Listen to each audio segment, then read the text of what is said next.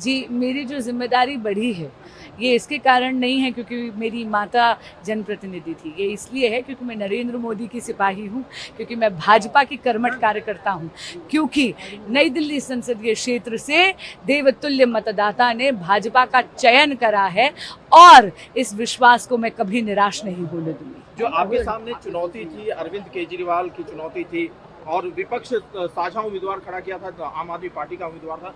क्या कहना है, जो रोड मैप अरविंद केजरीवाल देते हैं और फेल हो जाते हैं, तीसरी बार 7-0 का स्कोर है।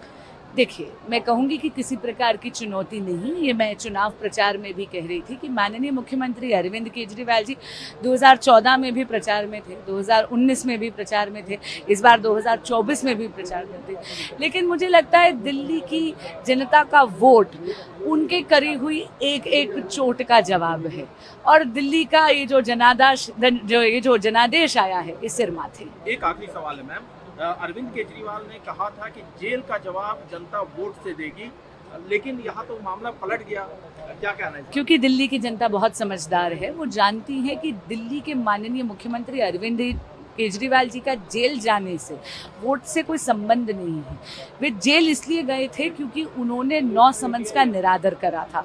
वे जेल इसलिए गए हैं क्योंकि दिल्ली हाई कोर्ट का जजमेंट कहता है कि माननीय मुख्यमंत्री अरविंद केजरीवाल जी की व्यक्तिगत भूमिका रही है शराब घोटाले में करोड़ों रुपए का किकबैक लेने के लिए, और ये दिल्ली की जनता बहुत समझदार है। और इसीलिए जब माननीय मुख्यमंत्री जी ने किसी भी प्रकार का एक बनावटी सहानुभूति का एक, मैं कहूँगी, फसाद क्रिएट करने का प्रयास करा, दिल्ली की जनता पे वो छाया नहीं।